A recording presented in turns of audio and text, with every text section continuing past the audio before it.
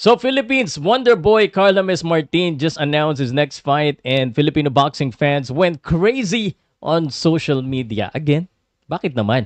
And some with good reaction and some, well, not so nice. Pero kung gusto nyo pong malaman yung totoong analysis at honest opinion ko tungkol sa laban na to, stay tuned. Plus, I reached out to Martin's team about one vital information dito sa laban na ito. Medyo nakakalito.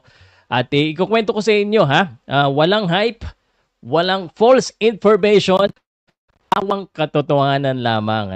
Welcome po sa Pauka Sports Boxing Updates or Podcast presented to you by Arena Plus, ang #1 sports app in the Philippines. Lisensyado po yan ng PAGCOR at 21 years old din na lamang. Okay, here we go. Carl James Martin aka The Wonder Boy. Speaking of Wonder Boy, quick segue lang tayo. Kakapanood ko lang kasi nung Netflix na Zero to Hero movie featuring Hong Kong's So Wawai. Underdog story siya ng isang Paralympic athletes na nanalo ng 12 medals. Solid talaga at saka inspiring. So check it out. Wala po akong bayad dito sa pag-promote nito. Natuwa lang ako. Moniker niya kasi Wonder Boy din. Kaya naalala ko bigla itong si Wawai. At speaking of another Wonder Boy, balik tayo sa inspiring story naman ni Carl James, Wonder Boy of the Philippines. Si Carl, after spending some time in the Philippines for the holidays, bumalik agad sa States at in less than a couple of months, may laban na agad siya. Nako alam ko na iniisip nyo. Buti pa si Wonder Boy, may laban agad. Yung iba dyan, huwag ganun guys. Kanya-kanya tayo ng journey, no? Speaking of laban, let me tell you mas upgrade itong kalaban niya compared dun sa last two fights niya. At kung disagree ka sa akin, sa comment section tayo mag-usap. Sige, comment mo dyan. Si Carl James Martin is one of the most promising boxing prospects dito sa Pilipinas and just 25 years old. Ang laki po ng fan base niyan. Sigurado marami magko-comment diyan. Go Carl James Martin. Isa ka na doon, di ba? Yan, sabi nga nila ito daw si Wonder Boy Carl James ay ang Ryan Garcia ng Pinas. Agree ba kayo diyan? Di naman nagkakalayo, di ba? Martin's record at yung career move niya, pag-usapan natin. Undefeated po si Martin, 25 wins, 20 knockouts at yun pa lang talagang solid na. Last year, of course, he signed with Knuckleheads at kaya nakatraining siya sa Vegas. Malaking bagay yan. At nagkaroon siya ng laban sa Mexico, laban sa mga Mexican fighters at kung akala mo ay madaling manalo sa Mexico, diyan ka nagkakamali. No? Nagmukhang madali lang kasi dinurog niya agad si Salas ng 2 rounds. Si Tostado natosta niya in 5 rounds. Sige! Sugurin mo na! Sige pa! Sige pa! Sige pa! Okay! Down! So, is he the next executioner? Siya na ba? Hindi pa siguro. Pero hindi niyo masisisi kung binibuild up ko si Wonder Boy. Honestly, those two fights were just para para mabasa yung paa bago siya mag-dive sa malalim at malawak na dagat ng super bantamweight. Kumbaga masanay siya sa international competition bago siya sumabak sa mga bigatin. At alam naman natin may monster na nag-aabang. Alam mo na kung sino yung monster na yan. Anyway, his next fight po, March 22, March 23 sa Pilipinas. By the way, before we talk about that, gusto ko lang sabihin sa inyo, ito facto Wonder Boy is ranked #1 by WBO. Kaya sinasabi kong nakaabang na rin siya kay Monster Kaya siya talaga yung next in line, no? At hindi hype yan. Kung may reklamo ka, kung bakit #1 si Martin, pumunta ka sa barangay. O kung matapang ka talaga, sa WBO ranking committee ka mag-send ng sulat. Okay? Anyway, sa laban na tayo, March 22, Carl James Martin posted that he will be fighting Jose El General San Martin. Pagka-search ko, mukhang delikado at matapang Deado yata. Buti na lang nagkamali ako ng search. Yung pala, ito yung itong historical figure. Taga Colombia, yung Jose San Martin pero baka inspired siya dito kay General San Martin na isa pong Argentine general at protector of Peru during the South American Independence Movement. Sabi ko sa inyo dito sa channel na to, hindi lang sports ang matututunan nyo, pati mga history.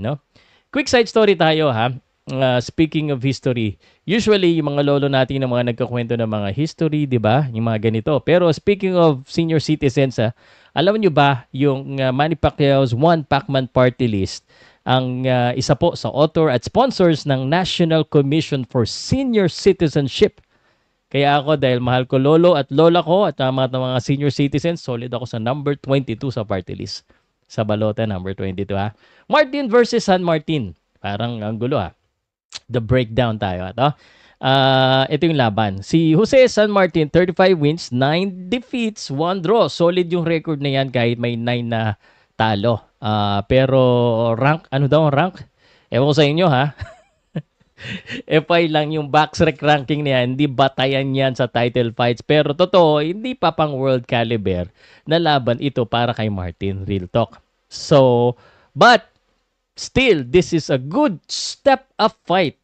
Ang mahalaga, may laban agad. At kung matuloy, baka makatatlong laban at makakuha na si Martin this year ng championship, no? Slowly but surely, pupunta tayo dyan sa higher level. Intay lang kayo. No, at least may laban, 'di ba? Pero kung iniisip niyo magiging kasing dali ito ng last 2 fights niya sa Mexico, diyan kayo nagkahamali. Matibay po si San Martin. Si Elijah Pierce had a hard time.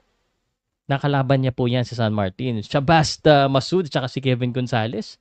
Hindi nga siya napabaksak eh. Muntik pa siyang manalo. May split decision pa. At nakalaban din niya.